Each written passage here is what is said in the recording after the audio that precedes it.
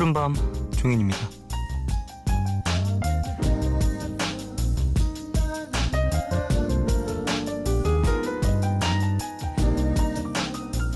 애니메이션 영화들이죠. 몬스터 주식회사 니모를 찾아서, 월리에는 공통점이 여러 개 있는데요. 셋 다 같은 회사 작품이기도 하고 사람이 아닌 것이 주인공이라는 점도 닮았고요. 이야기가 탄생한 곳이 회사 근처에 있던 한 카페였다고 하죠.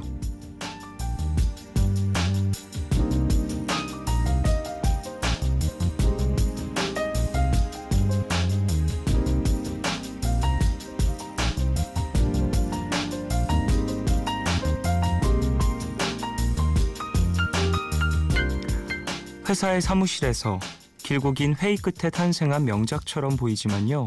사실은 점심을 먹은 뒤 옮겨간 카페에서 냅킨 위에 낙서를 끄적이다 나온 아이디어였다는데요. 작가들은 말합니다. 분위기가 자유롭지 않았다면 몬스터가 아이들을 놀라게 해 비명을 수집하고 텅 빈 지구에 로봇 하나 홀로 남아있는 이야기 같은 건 나오지 않았을 거라고 말이에요. 무슨 일이든 파이팅 넘치고 진지한 것도 좋지만요. 가끔은 이렇게 정해진 틀을 벗어나 보는 것도 나쁘지 않은 것 같다는 생각이 드네요. 혼자인 나에게도 그런 시간은 필요하지 않을까요? 8월 20일, 오늘과 내일 사이, 여기는 푸른밤입니다.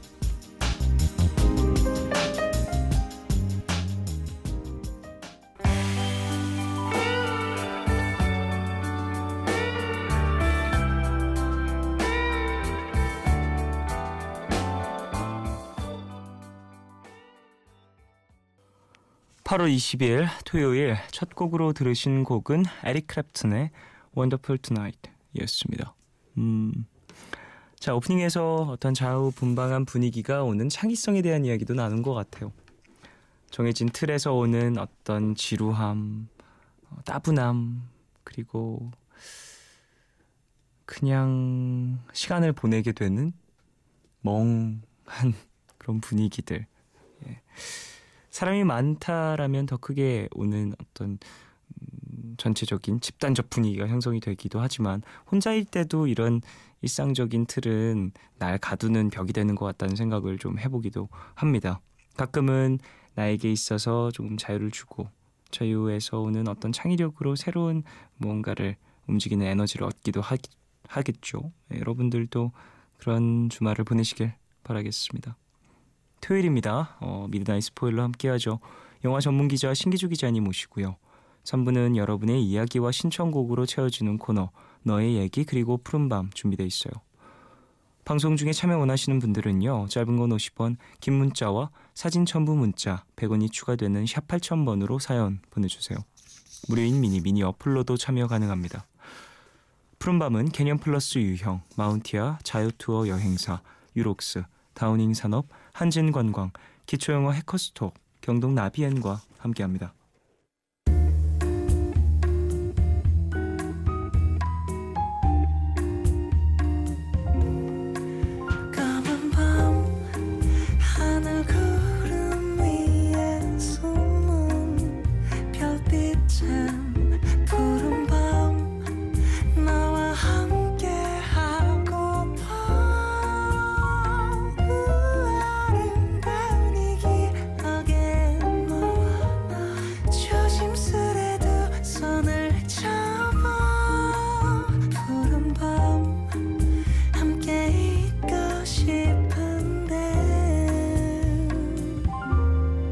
푸른밤 종현입니다.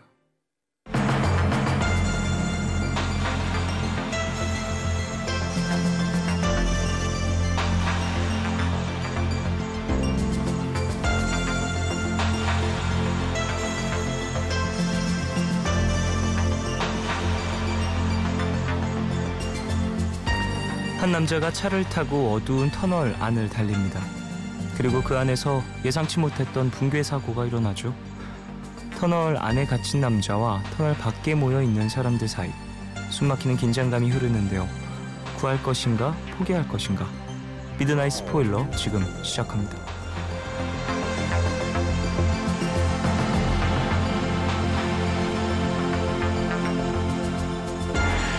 영화, 경영, 경제, 건축, 인터뷰 전문 기자 신기주 기자님 어서 오십시오. 네, 안녕하십니까. 안녕하십니까. 네, 네. 터널에서 돌아왔습니다. 오프닝부터 터널 이야기를 했습니다. 터덜.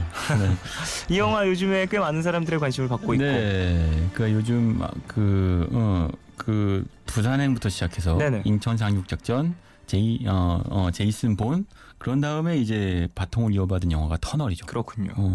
여름 흥행의 긴 터널을 통과하고 있습니다. 네. 자, 거두절미하고 주인공 누굽니까? 또 하정우 씨네. 이런. 네. 아니 하정우 씨는 정말 일 많이 하시네요. 네, 다작의 배우죠. 네, 본인이 연출을 하기도 하고 심지어 허상관 배열기, 심지어 여기서는 이제 배우로만 출연을 했는데 최근 들어서의 하정우 씨 연기 중에서도 가장 하정우다운 연기예요. 그래요. 두 가지 측면. 하나는 진지하고 한 감정 연기가 있고 또 하나는 능글능글한 유머러스 연기가 있는데 두 개를 다 보여줍니다. 그렇군요. 네, 터널의 전반부와 후반부에서. 네. 자, 그래요. 앞에서 살짝 이야기한 것처럼 재난 영화라고도 볼 수 있을 것 같아요. 이거 재난 영화 아닙니다. 그래요? 네, 이 영화는요. 인재 영화예요. 인재 영화. 네. 사실은 재난 영화라는 장르는요. 지금 전 세계 뭐 한국 영화든 헐리우드 영화든 굉장히 인기 있는 장르예요. 사실 모든 요즘 만들어지는 대부분의 블록버스터가 본질적으로는 재난 영화거든요. 네네. 하다못해 어벤져스만 해도 외계에서 그 외계인이 쳐들어오잖아요. 그렇죠. 재난이죠. 많은 것들이 무너지고. 맞아요. 무너지고 그 안에서 영웅들이 사투를 벌이고 이런 네네. 거죠. 재난 영화의 공식이라는 건 결국은 뭐 그 천재지변이든 또는 뭐 우주에서 외계인 쳐들어오든 뭐 운석을 떨어지든 이런 재난 상황에서 사람들이 어떻게 대처하는가를 보여줘요. 우리 좋아하는 영화 있잖아요. 투마로우. 그렇죠. 그건 정말 자연이라는 네, 맞아요. 엄청난 재난 앞에서 사람들이 보여주는 어떤 여러 가지 모습들을 이제 브라운관으로 함께하는 거죠. 이 롤런드 에머러이라고 하는 감독이 만든 거잖아요.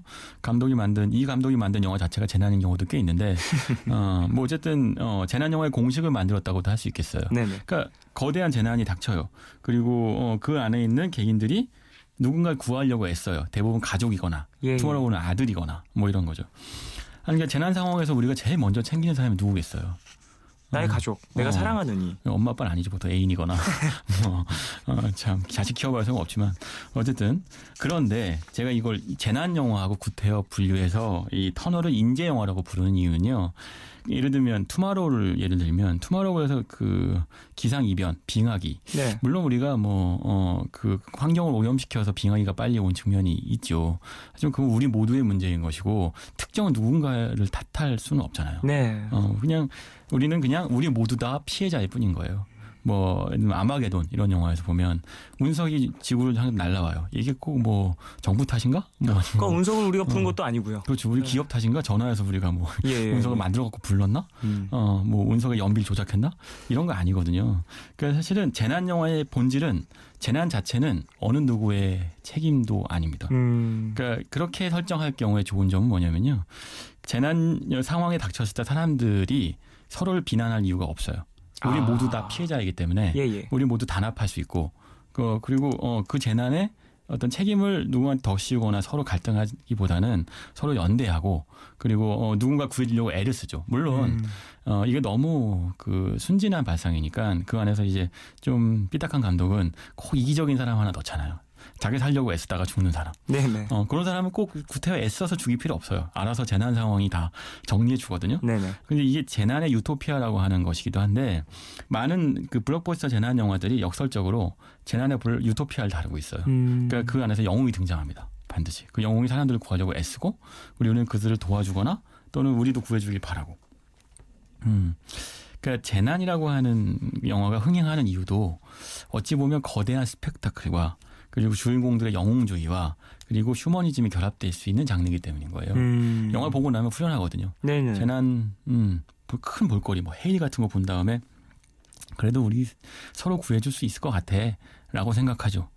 인재 영화는 다릅니다. 어떤가요? 그러니까 인재라고 하는 건요. 여기 터널을 예를 들면 터널이 무너졌어요. 멀쩡한 터널이 무너지는 이유는 천재지변이 아니죠. 요거는 이 터널에서 이 내용을 말씀드리면 당연히 부실시공이었겠죠.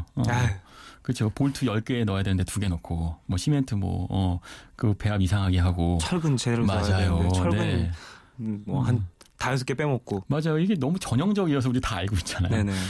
우리가 지금까지 한국 사회에서 겪어왔던 수없이 많은 인재라고 하는 재난들이 다 성수대교 붕괴든 산풍 붕괴든 지금 말씀하신 그런저런 요인들 때문에 일어난 거죠. 네네. 사람이 사람을 죽인 거예요.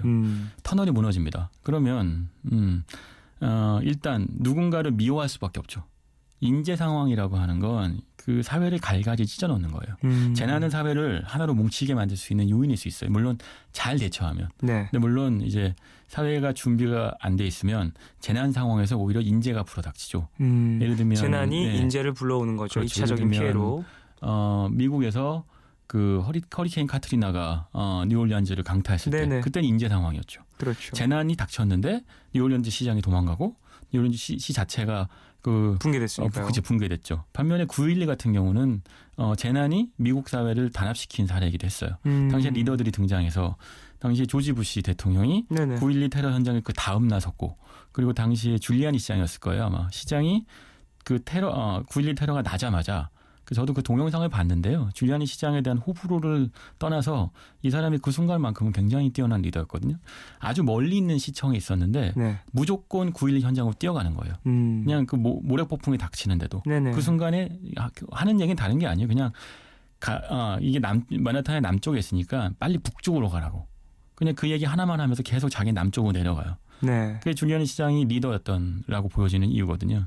그러니까 재난 상황을 잘 대처하면 리더십도 생기고 사회가 단합되고 하지만 재난 상황이 인재로 전개될 경우 우리는 서로 미워하고 불신하고 누가 이런 상황을 만들었는지 책임을 묻고 근데 여기서 가장 어려운 거는 그 인재 상황 안에서 터널이 무너졌는데 사람이 거기 깔려 있는 거예요. 생사람이. 이 사람을 구해야 되겠죠. 터널은 거기서부터 시작합니다. 이제 시작 자체가 상당히 스피드하네요. 그렇죠. 영화 시작 자체가 영화 시작하고요. 4분 정도 있으면 터널이 무너져요. 그렇게 빨리나? 별로 긴 대화 안 나눕니다. 제가 일단 설정만 말씀드리면 하정우 씨가 연기한 정수란 인물은 그 자동차 딜러예요. 그래서 자동차 팔러 가다가 이제 그 가상의 도시예요. 하도시라는 곳으로 가기 위해서 하도 터널을 통과해서 가는데 이 하도 터널이 만들어진 지 한 달밖에 안 되는 터널인 거죠. 그걸 통과해서 가기 전에 그 주유소를 들려요. 주유소에서 기름을 많이 넣으면 뭘 줍니까?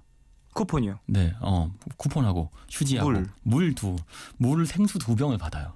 아니 이런 설마 그 생수 2병이 설마 생수 2병이 생존의 유일한 도구죠. 그리고 그날이 마침 딸의 생일인 거야. 그래서 딸 생일 케이크를 샀어요.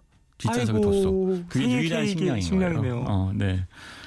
그럼 생일 케이크 잘 상하는데. 그 생수를 받는 것도 굉장히 아이러니하게 처리하는 건 원래는 3만 원어치만 넣어달라고 그랬어요. 아시겠지만 3만 원어치 넣어주면 생수 안 줘요. 그렇죠. 근데 가득 넣어야 됩니다. 기름을 넣는 할아버지님이 잘못 듣고 기름을 잔뜩 넣어주신 거죠. 가득. 그래서 미안하다고 생수 2병을 준 거예요. 그냥. 사람 하나 살렸죠. 그렇군요. 그리고 지나가다가 4분 만에 터널이 무너집니다. 전개 자체가 상당히 빠릅니다. 시작하자마자 무너졌고요. 어떠한 드라마가 많이 펼쳐지기 전에 벌써 뭔가 긴박한 상황이 주인공에게 닥쳐왔어요. 그렇죠.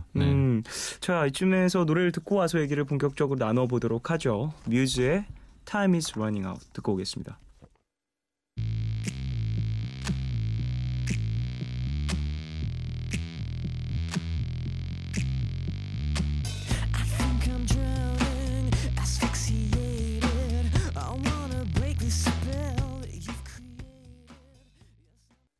뮤즈의 Time is Running Out 듣고 왔습니다. 자, 앞서서 터널에 대한 어떤 시작점 이야기까지 나눴습니다.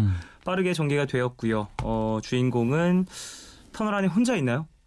그 터널, 그렇죠. 그 차를 몰고 가다 보니까 위에서 이제 터널에 떨어지면서 이제 시멘트나 이런 그 안반이 떨어졌음에도 불구하고 차 덕분에 목숨은 부지할 수 있는 거예요. 그 깨어났더니 휴대폰이 마침 있습니다. 휴대폰에 충전 한 80% 정도?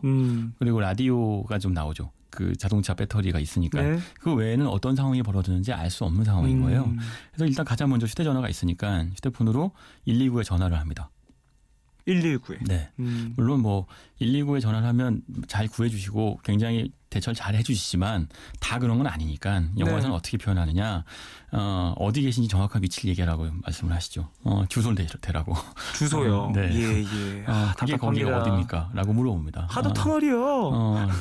사실은 자기가 어디 있는지 알 수 있는 상황이 아닐 거 아니에요. 네. 그리고 여보세요. 저 통화 상황이 나쁜데 다시 전화 걸어주세요. 뭐 이런 얘기를 하게 되죠. 그 영화 내에서의 어떤 연출, 대사가 그런 식으로 나오나요? 이게 사실은 이제부터 인재인 거죠. 물론 터널 자체가 무너진 것도 인재예요. 그 책임을 묻겠죠. 근데 사실은 일단 119로 전화를 했으니 살아있는 사람이 매몰됐다는 걸 알게 되었어요. 네.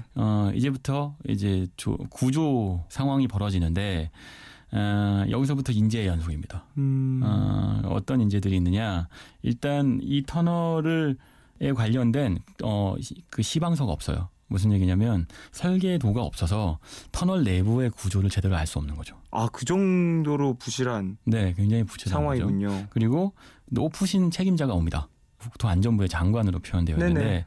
이 장관분이 여성 장관이신데 와서 이렇게 말씀하세요. 전문가들끼리 잘 의논해서 꼭 구출하세요. 아이고. 네. 저도 그런 얘기는 하면 장관할 수 있을 것 같죠. 네. 상당히 무책임한 네, 그렇습니다. 네. 상황이네요. 책임자라는 사람이 그런 말을 한다는 것 자체가. 그렇죠. 그리고 이제 그 정수한테는 아내가 있고 딸이 하나 있어요. 어린 딸이. 근데 아내 역할도 배두나 씨가 나오는데 네. 극중 이름이 세연입니다. 네. 근데 연락을 받고 왔겠죠. 그러면 가장 먼저 이 상황을 설명하고 그리고 이 사고 상황에 대해서 이 남편을 구출할 수 있는 어떤 안심을 시켜줘야 되는데 제일 먼저 하는 일은 무엇이냐? 사진을 찍죠. 기자들. 그렇죠. 기자들 사진 찍고 뭐 이제 높으신 분들 와서 사진 찍고 기념사진 이런 거 찍는 장면들이 나옵니다. 그러니까 인재 상황인데 사실 우리 방송 들으시는 분들도 그러실 거예요. 설마 그런 일이 있었겠어라고 얘기하고 싶지만 우리는 많은 장면들에서 이미 이런 일들이 벌어졌다는 걸 알고 있죠. 우리 현실 속에서. 네네네. 그러니까 그렇기 때문에 설마 사람이 죽어가는데 밖에서 기념사진 찍고 있겠어? 라는 얘기를 관객들이 하지 않는 거예요. 그러니까 이게 설득력이 있고 개연성이 있게 되는 거죠. 비극적이긴 하지만. 그렇네요. 사실 현실에서도 그런 일들이 많이 벌어졌고 우리가 정말 이렇게 얘기하면서 야, 너무 비약 아닌가라고 생각을 할지도 모르겠지만 사실 적나라하게 똑같이 현실에서도 이런 일이 벌어지기도 하니까요. 그러니까 인재 상황, 인재라고 하는 게 우리 한국 사회에서는 보통 재난이라고 하는 건요. 뭐 해일 또는 이웃나라 일본처럼 지진 또는 뭐 전쟁 뭐 이런 것들일 텐데 한국에선 뭐 멀쩡한 아파트가 무너지고 빌딩이 무너져 내리고 다리가 끊어지고 백화점이 무너지고 이런 일들을 너무 많이 겪잖아요. 네. 그러니까 인재 상황에 너무 낯익은 나라인 거예요. 사회인데 터널이라는 영화는 그런 많은 인재 상황들의 익숙한 클리셰들을 모아서 영화를 전개시키는 거죠. 상당히 재밌네요. 익숙한 그 인재 상황에 클리셰가 있다라는 것 자체가. 비극이죠. 표현은 네. 재밌다고 했지만 너무 아이러니한 일이죠. 맞아요. 네. 그런 인재 상황에 클리셰가 있다라는 것 자체가. 그리고 이 인재는 결국은 누구가 누굴 미워하게 만들죠. 이게 무슨 얘기냐면 터널이 무너졌어요. 네. 이렇게 얘기하면 너무 잔인한 얘기인데 이 터널에 한 수백 명이 깔려 있다. 사람들이 구하자고 하겠죠. 네. 한 명이 깔려 있는 거예요. 네네. 물론 한 명을 구하기 위해서 처음에 애썼습니다. 그런데 그 거대한 터널이 무너진 속에서 한 사람의 위치를 알아내고 그 사람을 구해내는 건 굉장히 난해한 일인 거죠. 쉽지 않은. 그렇죠. 더군다나 시공이 제대로 되지 않아서 안에 설계도도 없을 뿐더러 안에 어디 있는지 정확한 위치를 파악할 수 없는 상황이니 더더욱이나 시간이 오래 걸리겠죠. 그렇죠. 그래요. 물론 영화 내용이긴 합니다만 이 안에서 하정우 한 명만 구해야 하는 정수 한 명을 구해야 하는 그런 상황인데 그렇죠. 네. 다른 어떤 인재 영화, 재난 영화는 조금 다른 부분이긴 하네요. 한 명만 구하면 되니까요. 근데 그 한 명을 그래요. 수백 명이 온 나라가 매달려서 구해야 하느냐. 당연히 생명이니까 구해야죠. 네. 하지만 그게 1주일, 2주일, 3주일이 지나가면 우리는 어떤 선택을 해야 되느냐. 근데 여기서 한 가지 이 영화는 그 선택지를 남겨요. 어떤 거냐면 하도시가 새로 생겼어요. 네. 하도 터널이 있고 그 터널을 타고 통과를 해야 됩니다. 터널이 무너졌으니 하도시 사람들은 다니기가 굉장히 불편하겠죠.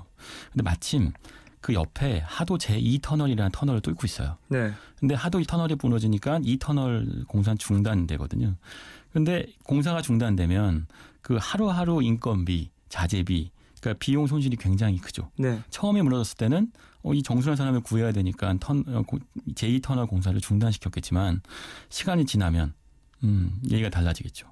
하도 터널 사람들은 불편하다 그러고 하도 터널 공사를 하는 사람들은 손은 실이 얼마인데 빨리 공사를 재개해야 된다고 하고. 근데 문제는 공사를 재개하려면 발파 작업도 하고 공사 드릴 움직이겠죠. 그러면 당연히 기존 무너졌던 터널에서 2차 붕괴가 일어날 수 있는 거예요. 그러면 이때 한 사람의 목숨을 구해야 하느냐. 그게 한 일주일 정도 가능할 2주일, 3주일 우리한테 많은 고민거리 주는 겁니다. 아, 그렇군요. 제가 인재 상황이라고 하는 건 이런 상황에서 사람들끼리 갈갈이 찢겨져서 4분 오열되는 거예요. 누구는 합리적으로 사람을 구해야 한다. 터널 공사를 재개해야 된다. 인도적으로 사람을 구해야 한다. 누구는 심지어 이제 이 정순한 인물이 갇혀 있는지 시간이 오래 지나면서 죽었을 것이다. 같은 얘기들까지 나오기 시작하는 거죠. 네. 그러면 인재라고 하는 건 분노의 도가니를 만들어내는 거예요. 그 사회, 그 공간, 그 나라까지도. 그리고 사실 우리는 이런 일을 많이 겪어왔죠. 그렇네요. 자, 광고를 듣고 와서 얘기를 좀 더 나누도록 하겠습니다. MBC FM for you.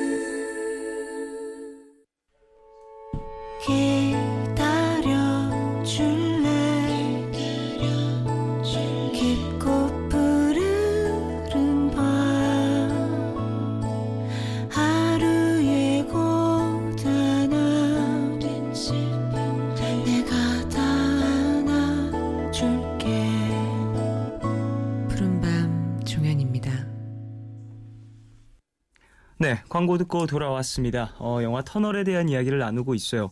그래요. 하정우 씨가 주연을 맡은 영화죠. 그렇다면 어떤 하정우 씨의 엄청난 연기력 그리고 스토리를 이끌어 나가는 힘, 네. 그리고 관객을 압도하는 어떤 그런 카리스마나 장악력 같은 걸 또 느낄 수 있을 것 같은데요. 다시 한번. 하정우 씨 더 테러 라이브에서 네. 혼자서 영화를 끌어가는 연기를 보여준 적이 있어요. 이 영화도 필적합니다. 터널에 갇혔어요. 네. 터널에서 의지할 거라고는 휴대폰, 그것도 사실 배터리 한계가 있으니 언제까지 쓸 수는 없겠고. 그리고 우연하게 라디오가 잡혀요. 푸른 밤이 잡힙니다.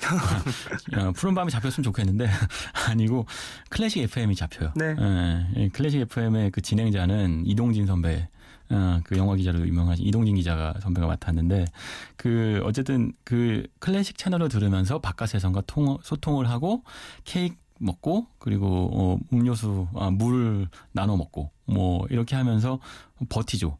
근데 그 상황이 결코 우울하지 않아요. 굉장히 경쾌하고 밝습니다. 낙천적이고.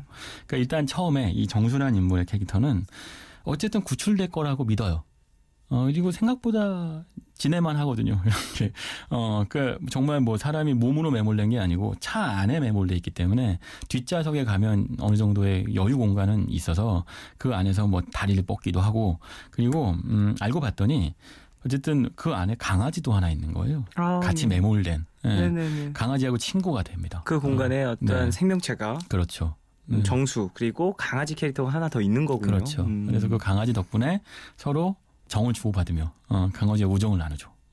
그런 공간에서의 어떤 정을 주고받는 캐릭터가 네. 존재한다라는 건 상당히 중요한 어떤 포인트인 것 같아요. 그건 마치요. 그 캐스터웨이에서 톰 행크스가 배구공하고 우정을 나누는 거. 그래요. 그 아직 눈물이 나네. 윌슨. 윌슨 어디 갔어? 윌슨이 떠내려갈 때 눈물 흘리신 분들 많으실 겁니다. 내가 저거에 왜 울고 있지? 그거를 구하러 가지 않은 톰 행크스 나빠. 네. 그 윌슨이 떠내려갈 때 사실 그 영화를 쫙 봐온 사람들이라면 네. 그 상실감 네. 그리고 거기에서 오는 어떤 주인공의 어떤 슬픔이라든지를 거의 뭐 같이 느끼기 때문에 참 묘한 기분이었는데 그 감정이입을 하는 그건 사실은 지금 말씀하신 것처럼 윌슨 그 배구공은 말을 못하죠. 그 배구공이 살아있는 것처럼 느끼게 만드는 톰 행크스의 연기력 때문이잖아요. 대단하죠. 마찬가지로 여기서도 하정우 씨가 마치 강아지하고 대화하는 것처럼 연기를 합니다. 그걸 통해서 터널 안에 매몰 상황이 답답하고 우울하게만 그려지진 않아요. 오히려 마션하고 비슷합니다. 그래요? 네.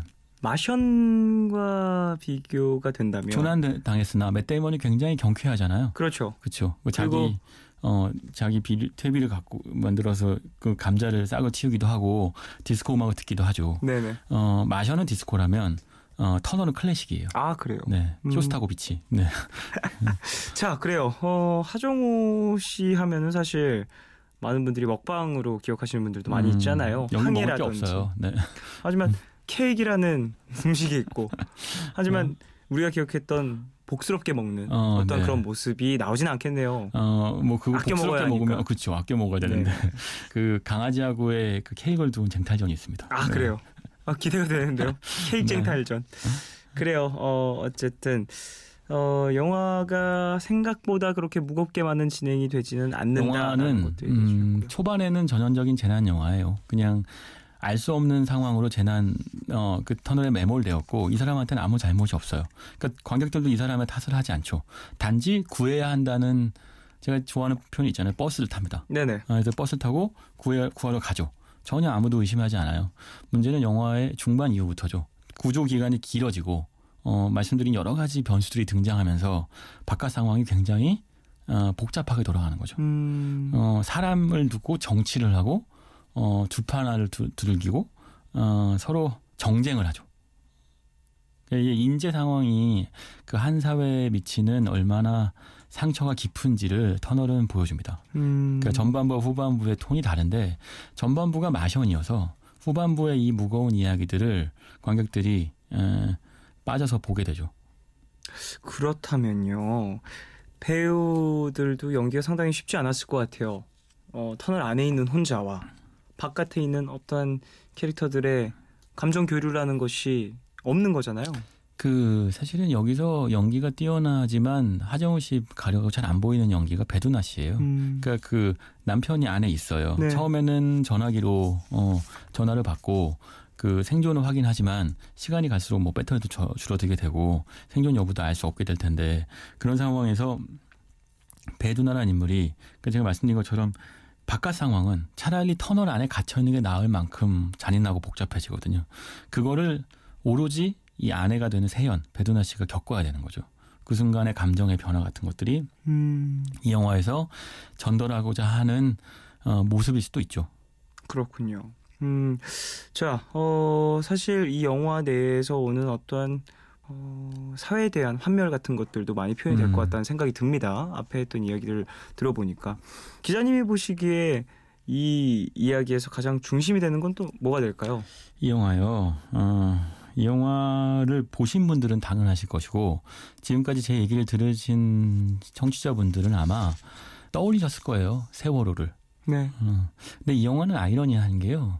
감독분도 배우분도 어느 누구도 이 영화가 세월호 영화라고 얘기 안 해요.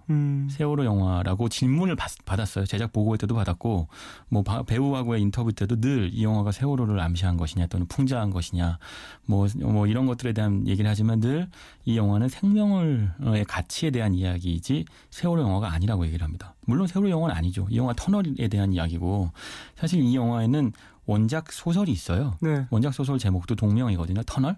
이 소재원 작가의 소설인데 이 소설이 이 영화보다 굉장히 어둡고 탁합니다. 네. 결말은 정말 비극적이에요. 근데 그 소설이 쓰여졌던 시기가 2013년이에요. 그러니까 세월호 참사가 일어나기 1년 전에 쓰여졌기 때문에 사실 원작 소설하고는 아무 관계가 없어요. 네네. 하지만 영화가 만들어지는 과정에선 이런 얘기는 하시죠. 상당한 영향을 적지 않은 영향을 받았고 받지 않았다고 얘기하면 거짓말이겠지. 뭐 이런 표현을 쓰기도 합니다만 어쨌든 세월호라는 얘기를 안 합니다. 네. 근데 무슨 얘기냐면 세월호 영화라고 얘기해서는 안 되는 것이기도 하고 이지 않기도 하고 인 거예요. 왜냐하면 제가 인재는요. 결국은 정치화되는 거예요. 그러니까 그 인재에 대처하는 태도에 따라서 사람들의 입장이 갈라지고 그것을 어떻게 마무리 지을 것인지 또는 그걸 어디까지 들출 것인지 또는 고민할 것인지 때문에 사람들이 비극 앞에서 분열되는 거죠. 책임에 관련된 어떤 분배 그렇죠. 이야기인 네, 거겠네요. 거기에다가 인재는 책임자가 있다고 했잖아요. 네. 그 책임자를 어떻게 할 것인가. 그 책임을 누구한테 물을 것인가 때문에도 싸우죠. 그러니까 결국 인재는 어느 순간이 되면 그게 가장 인도주의적인 비극임에도 불구하고 누구도 함부로 얘기할 수 없는 어떤 뭐 금기시되는 어떤 이야기가 되는 거예요. 터널도 비슷한 상황을 겪게 되는 거죠. 그렇기 때문에 이 영화의 감독도 배우도 함부로 얘기할 수 없는 것이고 네. 사실 어찌 보면 터널이 세월호 영화라고 얘기를 하면 그렇게 얘기하시는 관객분도 있거든요. 그러면 영화 보고 싶지 않다고 하는 관객분도 있으실 거예요. 그게 사실 어찌 보면 터널이란 영화는 우리가 익히 익숙한 인재 상황들을 재현한 재난 영화라면 터널을 둘러싼 이란 영화를 둘러싼 상황은 또 다른 한국 사회의 단면인 거죠. 그런 것들을 터널은 이중적으로 보여주고 있습니다. 그렇군요. 자, 노래를 듣고 와서 얘기를 더 나누겠습니다. 콜드플레이의 Fix You 듣고 올게요.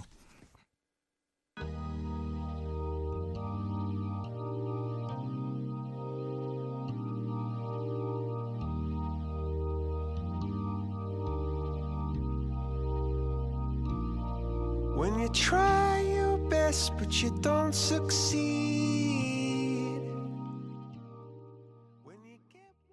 콜드플레이의 Fix You 듣고 왔습니다. 자, 영화 터널에 대해서 이야기를 쭉 나눴어요. 인재, 재난 영화 이야기를 쭉 나눴는데 재난 영화 한국에서 많이 나오지는 않지만 네. 그래도 상당히 흥행한 작품들이 있죠. 네, 대표적인 작품이 해운대죠. 네. 네, 해운대 제가 처음에 말씀드린 전형적인 재난 영화의 공식을 따르죠. 해운대 앞바다에 거대한 쓰나미가 몰려옵니다. 네. 영화는 그러니까 보통 재난 영화의 공식이라고 하면 처음에는 재난 상황을 보여주는 게 아니라 그러니까 터널은 시작하자마자 터널이 넘어진다고 했잖아요. 근데 그게 아니라 재난 이전에 얼마나 사람들의 삶이 행복했고 평안했으며 그 서민의 애환은 얼마나 따뜻하고 뭐 이런 얘기들을 길게 하죠. 그래야 그게 무너졌을 때 비극성이 커지니까. 네. 해운대도 마찬가지예요. 전형적으로 그 설경구, 하지원 씨가 연기한 그 박중훈, 엄정화 이런 배우들이 나와서 해운대 일대의 삶의 풍광들을 보여주죠. 네. 그리고 영화 중반 정도에 거대한 쓰나미가 밀려와서 그 모든 것들이 쓸려나갑니다.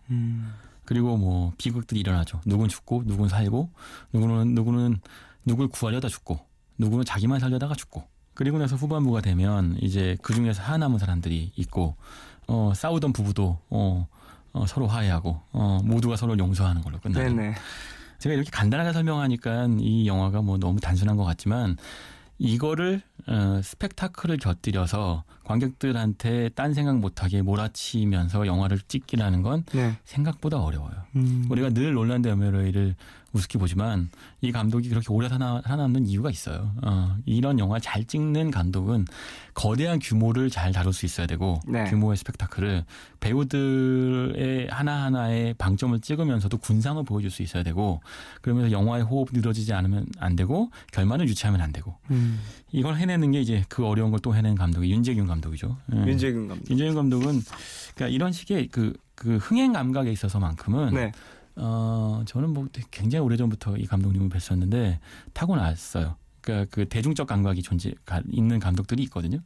특별히 뭐 비주얼 감각이 있다거나 아니면 시나리오 감각이 있는 감독들이 있는데 윤재균 감독은 대중의 눈높이에 대한 감각이 굉장히 뛰어납니다. 그러니까 국제 시장을 만든 것도 우연이 아니에요. 네. 그 관객들이 뭘 보고 싶어하고 어떤 지점에서 울고 우는지를 아는 이른바 흥행사인 거죠. 흥행사한테 재난 영화는 굉장히 좋은 놀잇감일 거예요. 네. 관객들이 재난 상황에 공감하기만 한다면 어마어마한 관객들을 휘몰아칠 수 있고 해운대 역시 1000만 관객의 쓰나미였던 거죠. 근데 과연 지금 뭐 1000만 영화가 부산행도 있고 네. 뭐 또 뭐 1000만 영화들에 대한 얘기들이 있습니다만 터널이 과연 그럴 수 있을까? 해운대하고 비교해 봤을 때 저는 부정적이에요. 그 이유는 재난 영화와 인재 영화의 차이라는 거죠. 재난 영화에서는 그 영화 속의 모든 등장인물들이 대부분 피해자예요. 네. 그리고 관객들은 그 피해자한테 감정이입을 하죠. 피해자는 불쌍한 존재일 뿐이고 그 사람들이 살려고 사투를 벌이는 과정 자체는 휴먼 드라마인 것이고 그 안에서 뭐 살 것이냐 말 것이냐 같은 것들은 고민할 필요가 없어요. 혹은 살릴 것이냐 말 것이냐도 그냥 살고자 하고 싸우는 그 모습 자체가 뭉클한 거죠. 네. 인재 영화의 경우에는 달라요. 그러니까 누군가가 책임자가 있고 누군가는 미워요. 그럼 사실 미워한다는 건 에너지가 드는 일이거든요. 그리고 누구를 살릴 것이냐 말 것이냐라는 가치 판단의 문제에 직면하면 그냥 눈을 감고 싶죠. 감정적으로 셧다운 시키고 싶어요. 네. 마음을. 왜냐하면 그거는 시험 시간에 나오면 억지로 점수 받으려고 풀지 모르지만 2시간 돈 내고 간 영화관 안에서 보고 싶어하는 그 문제는 아니거든요. 너무나도 무거운 문제죠. 맞아요. 사실 그런 부분에 있어서 이제 다른 선택을 해야 된다라는 그 질문을 받는 것 자체가 너무 인간적이지 못하고요. 그렇죠. 예. 네. 그러니까 어느 누구도 악인이 되고 싶지는 않거든요. 네. 근데 인재 영화에서는 인재 상황 안에서는 누군가는 또 냉정한 선택을 해줄 순간도 필요하고 누군가는 그 순간에 무모한 인간미를 보여주기도 해야 되죠. 네. 그런 것들이 복잡하게 돌아가기 때문에 인재 영화라고 하는 것이 관객들한테 호불호가 있을 수밖에 없는 거예요. 터널은 그걸 굉장히 많이 의식해서 굉장히 유머러스하고 경쾌한 마션 같은 영화로 시작하지만 본질적으로 인재 상황을 묘사하고 우리가 뭐 이미 얘기했던 것처럼 너무나 익숙한 그 클리셰 상황들이 너무 등장하기 때문에 관객들한테 스크린 밖의 세상을 생각하게 만들죠. 자꾸. 불편함을 상기시킨다라고도 그렇죠. 볼 수 있네요. 네. 내가 예전에 뭐 인터넷을 하면서 아니면 TV 뉴스를 보면서 상당히 불편했던 마음을 영화를 보면서도 다시 한번 상기시켜야 하는. 그렇죠. 네. 아이러니라고 볼 수 있겠네요. 그냥 하정우 씨하고 그 강아지하고 노는 것만 보고 싶은데 그게 전부가 아닌 거죠. 그 안에 좀 뼈가 담겨 있는 어떠한 영화이기 때문에 더군다나 우리나라 사람들이 기억하고 있는 어떤 사건들이 참 많기 때문에 네. 더더욱이나 좀 머릿속에 생각을 많이 남겨주는 영화라고 생각이 됩니다. 네, 이런 게 있어요. 그 어떤 사회나 재난을 당해요. 어떤 사회나 인재를 겪게 되고 네. 그 미국 사회 같은 사회는 수없이 많은 인재를 겪어왔어요. 네.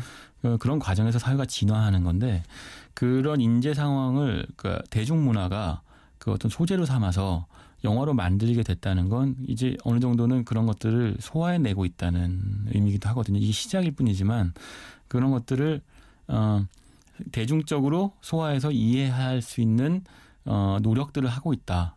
터널은 그걸 보여줍니다. 그리고 그게 시작일 뿐이고 쉽진 않죠. 첫 술에 배부를 수는 없어서 그 상황에 대한 논란거리들은 여전히 있습니다만 예전에 이런 게 있었어요. 그 2차 대전 다룬 영화 중에 그 클린트 이스트우드 영화 중에 아버지의 깃발이라는 영화가 있었고 네. 이오지마에서 온 편지가 있었거든요. 사실 두 영화는 동일한 전쟁을 다루고 있는데 양편, 일본군 편과 미국군 편에서 다뤄요. 그러니까 세계대전이나 거대한 재난 상황을 이스트우드 같은 거장 감독은 이제 두 편의 영화로 두 가지 모습을 다 보여주는 거죠. 네. 전쟁의 이런 모습 혹은 저런 모습. 그건 굉장히 숙성된 대중문화의 성숙된 모습이거든요. 우리도 그러고 있는 거죠. 그런 노력을 하고 있는 겁니다. 그렇군요. 자, 오늘 터널에 대한 이야기를 나눠봤습니다. 해운대에 대한 이야기도 살짝 나눴습니다만 우리가 영화를 보고 느껴야 될 것은 참 다른 부분이 있을 수 있다라는 생각이 드네요. 해운대와 터널은. 네, 긴 터널을 통과하고 있죠. 우리 네. 사회는. 자, 그래요. 저희는 여기서 2부를 마무리하고 3부로 돌아오도록 하겠습니다. 기자님 보내드리면서요. 광고 듣고 코린 베일리의 I Want to Break Your Heart 듣겠습니다. 안녕히 가십시오. 네.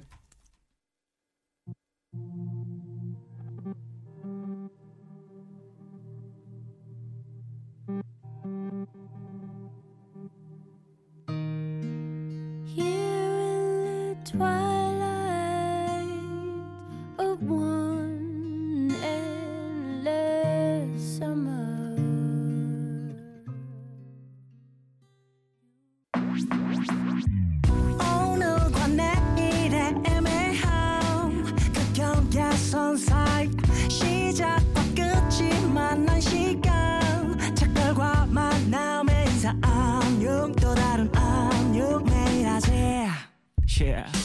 널 보면 넌 푸른 밤을 상상하네 널 보면 넌 푸른 밤을 상상하고 들어줄래 네 두기에 내가 속삭여줄게 마치 보석을 담은 듯 반짝빛이 나는 푸른 밤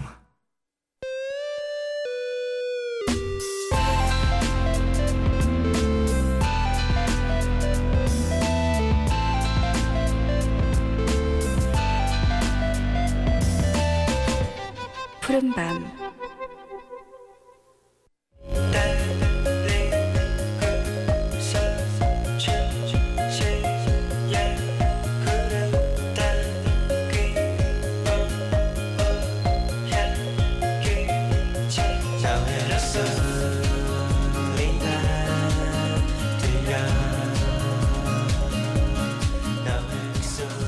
누군가 이런 이야기를 하더라고요. 술이나 커피가 쓰다는 건 내가 그만큼 삶을 달달하고 행복하게 살고 있다는 것이고, 술이나 커피가 달다는 건 내가 그만큼 쓰디쓴 삶을 열심히 살고 있다는 뜻이다. 오늘 여러분이 마신 술이나 커피는 무슨 맛이었을지 궁금하네요. 여러분의 이야기 들려주세요. 너의 얘기 그리고 푸른밤.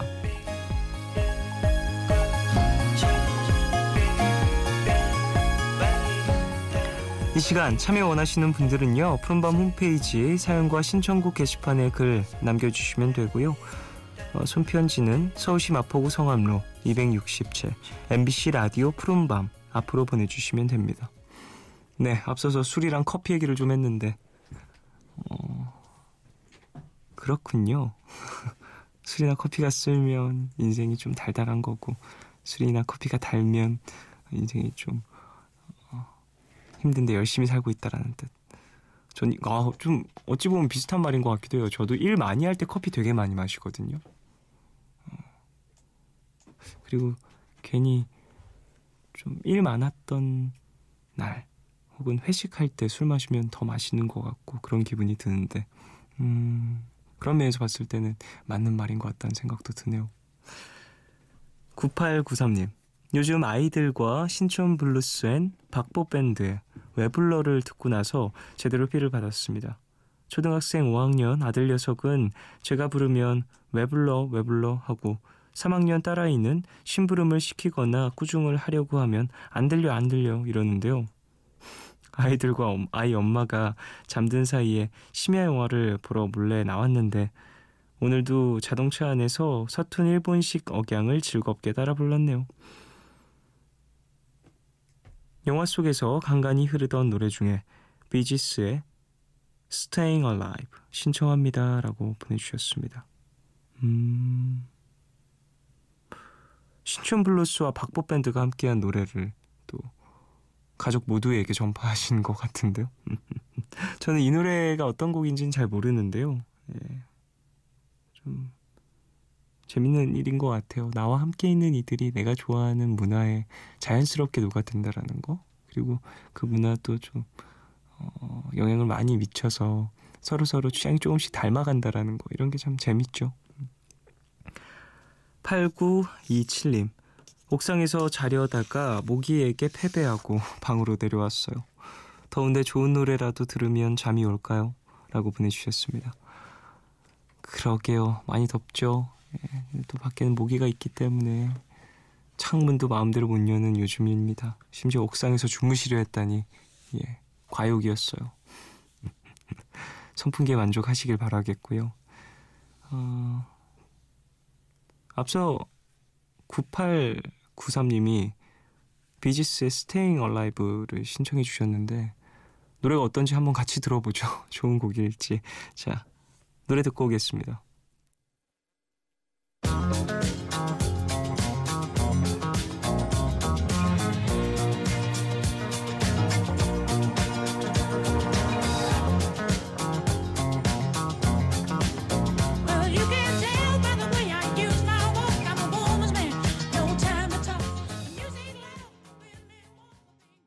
비지스의 Staying Alive 듣고 왔습니다.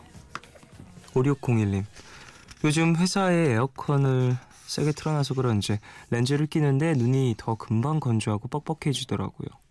회사에 출근을 해서 점심을 먹고 나면 렌즈가 자꾸 눈에서 탈출하려고 해요. 그럴 때마다 저도 회사에서 탈출하고 싶어지는데 빨리 더위가 식어서 에어컨 바람도 그만 쐬고 싶네요. 키라 나이틀리의 Tell me if you wanna go home 들려주세요 라고 보내주셨습니다. 그래요. 여름이라서 꽤 선풍기, 에어컨 이런 기계들 많이 틀어서 바람을 직접적으로 쐴 일들이 생겨가지고 눈이 건조해 고통받는 분들도 많이 계신 것 같습니다. 저도 얼마 전에 좀 그랬거든요. 그래서 제가 안경을 되게 잘 잃어버려요. 그리고 잘 고장 내트려 먹고 그래가지고 집에서 쓴 안경이 2개였었는데 하나는 결국에는 어디 갔는지 모르겠고 하나만 있는데 조만간에 저도 안경 하나를 또 새로 맞춰서 밖에 다닐 때 좀 쓰려고 합니다. 제가 집에서 쓰는 안경은 좀 너무 못나서요. 저 엄마한테도 잘 안 보여줘요. 아니 내 아들 얼굴이 아니 안경이 눈이 나쁘면 나쁠수록 이제 좀 굴곡이 심해지잖아요. 그 안경이 두꺼워지면은 굴절이 심해지니까 빛굴절이 너무 심해져서 눈이 정말 작아 보여가지고 좀 창피한 것 같아요. 안경 쓰고 다니기. 근데 뭐 모양에 따라서 좀 다른데 제가 집에서 쓰는 안경은 뭐랄까 밖에 쓰고 나기 좀 부끄러운 그런 안경입니다. 좀 5601님도 한번 안경 고려해보세요. 안경 못 쓰시는 분이려나? 예. 이승현님, 드라마를 보는데 단호하게 결정 내리는 남자 주인공을 보면서 나는 과연 내 인생의 갈림길에서 저렇게 칼을 뽑아들 수 있을까? 싶더라고요. 단호함이라는 건 절박할 때 나오는 걸까요? 아니면 나이가 들면 자연스레 가지게 되는 걸까요? 종현 DJ도 단호한 결정을 내려본 적 있으세요? 라고 보내주셨습니다. 네, 전 꽤 단호한 편인 것 같아요. 근데 제가 요즘에 느끼는 건데 일을 오래 하면 할수록 단호함이 좀 사라지는 것 같아요. 예.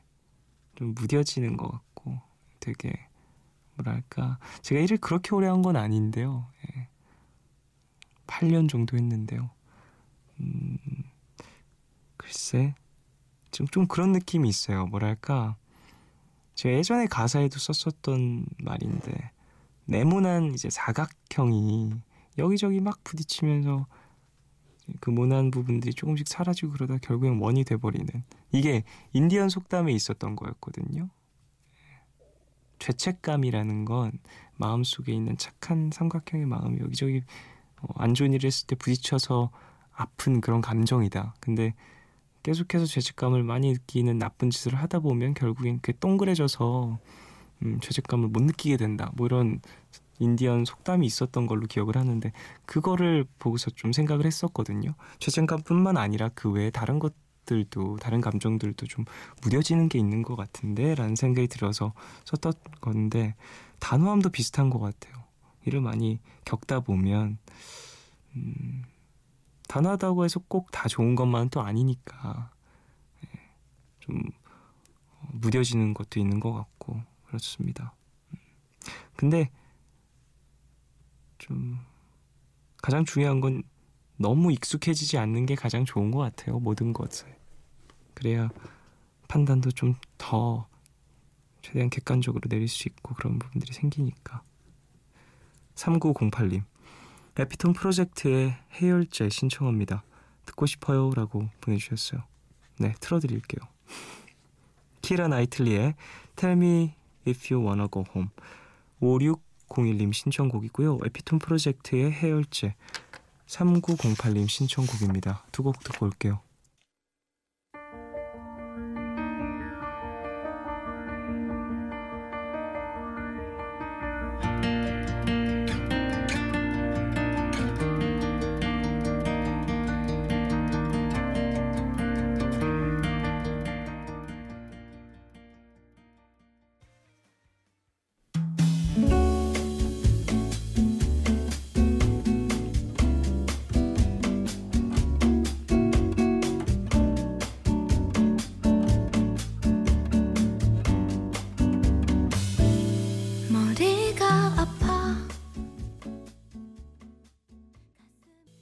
키라 나이틀리의 Tell Me If You Wanna Go Home, 에피톤 프로젝트의 해열제 두 곡 듣고 왔어요. 9785님 정말 사랑하는 사람이 있는데요. 같이 대화를 하면 마음이 아파요. 이럴 땐 거리를 둬야겠죠. 그쪽은 저와 연인이 될 생각이 없다는 걸 잘 알고 있어서 그런지 만날수록 공허한 느낌만 드네요. 짝사랑이라는 거 이제 그만해야 할 때가 온 것 같아요. 라고 보내주셨습니다. 대화를 하면 마음이 아프다. 뭐 상처를 주는 말을 한다. 이런 의미일 수도 있고 내가 생각하는 내가 바라는 미래와는 전혀 다른 어떤 뉘앙스로 나를 대해서 그게 너무 적나라하게 느껴져서 말 자체에는 가시가 없더라도 그 스스로의 생각 때문에 조금 상처받는 경우가 있을 수도 있겠죠.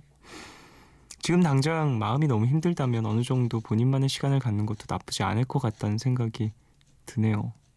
상황을 정확히 알고 있진 못해서. 근데 내가 마음이 힘들다면 계속해서 굳이 찾아간다라기보다 대화를 나눈다기보다는 조금은 거리를 두는 것도 본인에게 좋을 것 같다는 생각이 듭니다. 김지연님, 이사를 해야 되는데 업체를 불러서 다 맡기자니 돈이 많이 들더라고요.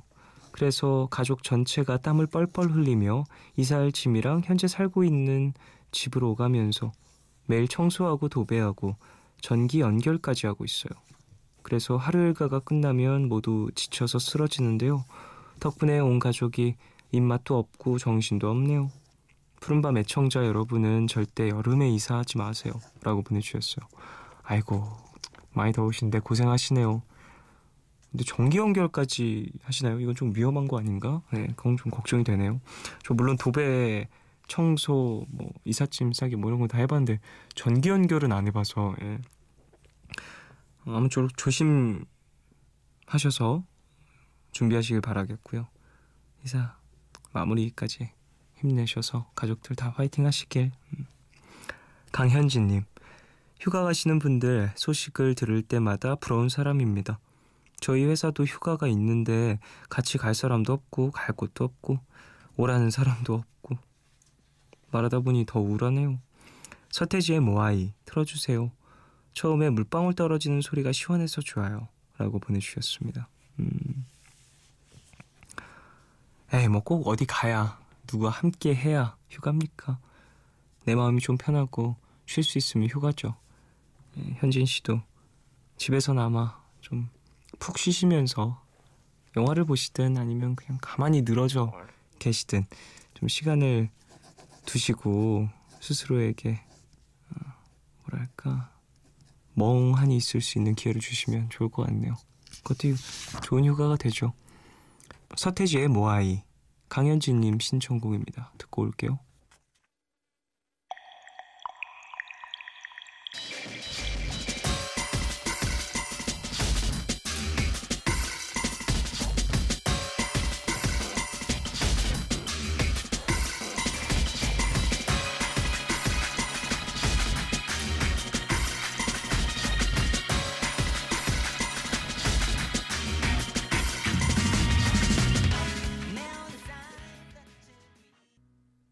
서태지의 모아이 듣고 왔습니다. 2220님, 주말에도 일하다가 와서 이제 누웠어요. 일 끝나고 와서 라디오를 켜면 항상 푸른밤이 나오는데 볼륨을 좀 키웠더니 친구가 옆에서 수다 떠는 것 같네요. 덕분에 포근한 마음으로 잠들 수 있는 것 같아요. 어버브 앤 비욘드의 선 앤 문 듣고 싶어요. 라고 보내주셨습니다. 그래요, 고생하셨습니다. 주말에 늦게까지 일하셨네요. 푹 쉬시고요. 라디오 저는 이어폰 꼽고도 많이 들었었는데 휴대폰을 요즘에 많이 듣잖아요. 휴대폰 소리 올려서 들었을 때는 되게 묘한 기분이 많이 들었던 것 같아요. 대화하는 기분도 들고, 저는 제가 했었던 프로그램, 이제 제가 출연한 프로그램, 제가 진행하고 있는 라디오 프로그램 이런 것도 다시 듣기로 되게 많이 들었거든요. 되게 묘한 기분도 들고 내 목소리라 더 묘한 것 같기도 하고. 네. 3231님, 남자친구와 만난 지 1년 되는 날이에요. 둘 다 바빠서 기념일이지만 평소와 같은 주말이네요. 그래도 지금 헤어지기 싫어서 차에서 같이 푸른밤을 듣고 있어요. 저희의 1주년 축하해 주세요. 라고 보내주셨습니다. 그래요, 축하드립니다. 부럽네요. 남자친구 분과 이 시간까지 함께 뭔가를 추억할 수 있다니. 일단 축하드리고 앞으로도 오랫동안 좋은 인연 이어가시길 바라겠습니다. 5707님, 얼마 전에 소개팅을 했는데 정말 마음에 드는 분이 나왔어요. 그래서 설레고 행복해하면서 마음을 키워가고 있었는데 결국엔 허무하게 끝나버렸네요. 제 잘못도 아니고 그분 잘못도 아니지만 이럴 때마다 제가 못난 탓인 것만 같아요. 이젠 저도 행복해지고 싶네요. 버디의 Skinny Love 신청합니다. 라고 보내주셨어요. 본인에게 딱 맞는 인연이 찾아올 겁니다. 이렇게 이런 사람도 지나가고 스쳐가고 하면서 나에게 어떤 사람이 더 잘 맞는지도 좀 더 알게 되는 경험이 됐을 거라 생각을 해요. 최수강님, 처음으로 아무 계획 없이 여행을 떠나왔어요. 무작정 하루 종일 걸었는데 걸으면서 노래도 듣고 많은 생각들을 했네요. 푹 잠들 수 있게 좋은 노래 부탁드려요 라고 보내주셨어요. 그래요. 어디로 가셨는지 모르겠지만 좋은 것들 많이 발견하고 돌아가시길 바라겠고요. 스스로에게도 여러 가지 질문을 좀 던져보시길 바라겠습니다. Above and Beyond의 Sun and Moon 그리고 버디의 Skinny Love 두 곡 듣겠습니다.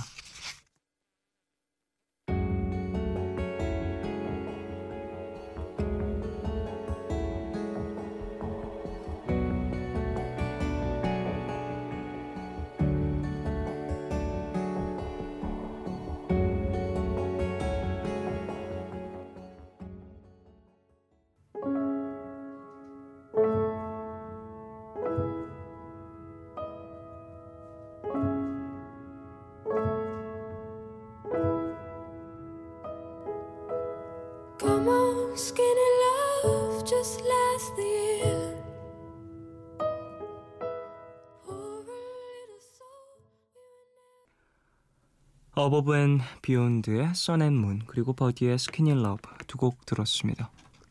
2099님, 항상 듣기만 하다가 처음으로 메시지를 남겨요. 더운 밤은 좋은 것 같아요. 매일 혼자 늦게까지 불 켜고 있다가 많은 사람들이 깨어있는 걸 보니 혼자가 아닌 것 같거든요.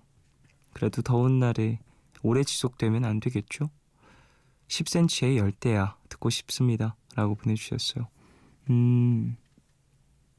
뭔가 나와 비슷한 상황 혹은 나와 함께 깨어있는 사람들이 여기저기 있구나 라는 생각에 좀 많은 것들을 느끼신 것 같아요. 그래요. 혼자가 아닌 것도 좋죠. 혼자가 아닌 거 괜찮죠. 꽤. 2099님이 뭐 어떤 상황인지는 모르겠지만 푸른밤 들으시면서 항상 깨어있는 이들이 여럿 있다라는 거 잊지 마시길.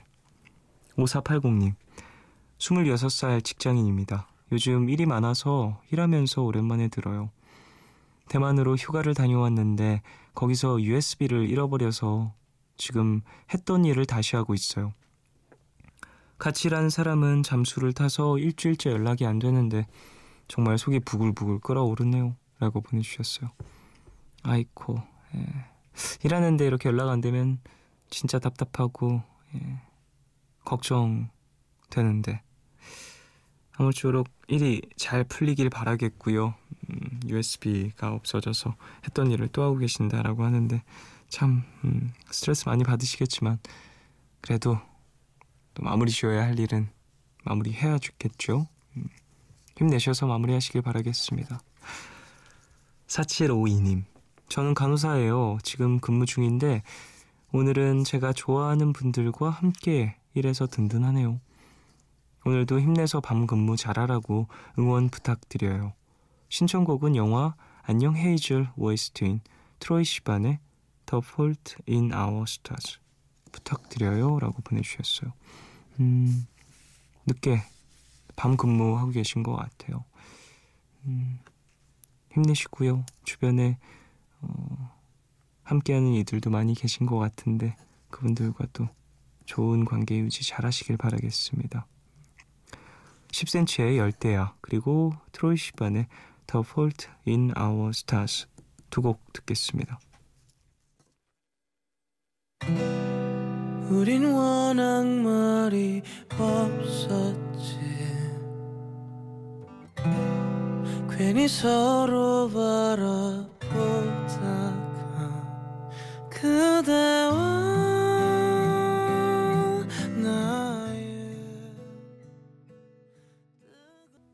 The weight of a simple human emotion weighs me down more than the tank ever did. The pain, it's determined and demanding to ache. But I'm okay. 10cm의 열대야 그리고 트로이 시반의 The Fault in Our Stars 두 곡 듣고 왔어요. 최윤혜님, 정말 아끼는 친구가 기약 없는 유학을 가요. 오늘이 마지막이라 지금까지 함께 있다가 방금 아쉬운 인사를 하고 헤어졌어요. 같이 있으면 참 즐거운 친구였는데. 캐런 앤의 Not Going Anywhere 친구에게 들려주고 싶어요. 외로움 알고 누군가는 너를 추억하고 그리워하고 함께하고 싶어한다고 말해주고 싶어요. 라고 보내주셨습니다. 그래요. 멀리 가는 것 같아요. 그리고 또 오랫동안 다녀올 것 같고 오지 않을 수도 있고 어찌 될지 모르겠지만 좋은 관계 잘 유지하실 수 있을 거예요. 이후에 또 요즘에는 뭐 연락이 잘 닿으니까 인터넷 덕분에 사실 시차라는 것들도 있을 수 있겠지만 같은 시간에 눈 뜨고 있지 않다고 해도 마음을 나눌 수 있는 것 같거든요. 나중에 또 시간이 좀 흘러서 서로 좀 어른이 되면 스스로 책임질 수 있는 어떤 상황이 되면 서로를 보러 만나러 움직일 수도 있는 거니까 그때까지 얘기 잘 나누시고 관계도 잘 유지하시길 바라겠습니다. 황윤희님, 흡사 건식 사우나 같은 느낌적인 느낌의 자취방에 있는 사람이에요. 지금 당장 시원한 바닷가로 떠나고 싶지만 현실은 주말에도 출근하는 서비스직 종사자네요. 노래로나마 더위를 좀 식혀주세요 라고 보내주셨어요. 그래요. 많이 더우시죠?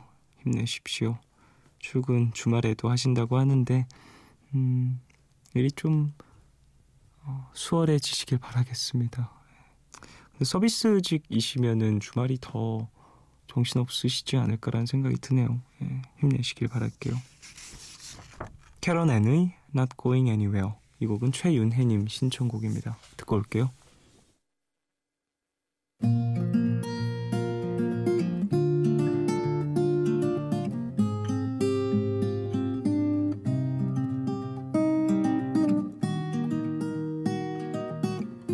This is why I always wonder. I'm a pond full of regrets.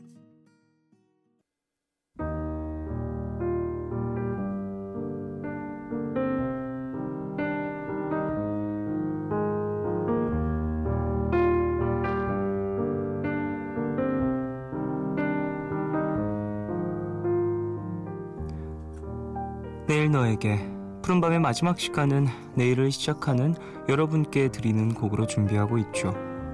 오늘 들려드릴 노래는 곽진원의 백허그입니다. 지난 5월에 발매된 곽진원 씨의 1집 앨범 수록곡인데요. 푸른밤에도 출연해서 라이브를 들려주신 적이 있었죠.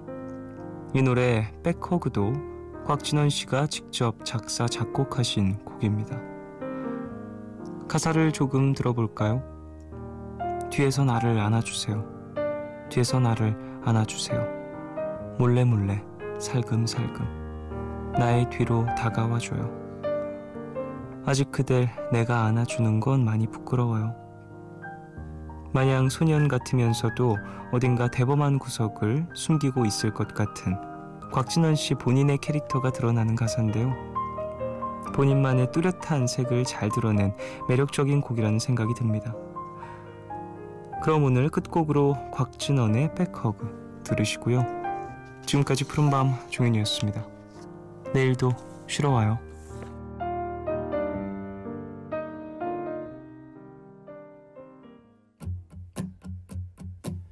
어김없이 그댄 조금 늦게 오네요. 근데 왜 이리도 기분이 좋을까요? 처음부터 이랬던 건 아닌데 난 그댈 기다리는 게 참 좋아.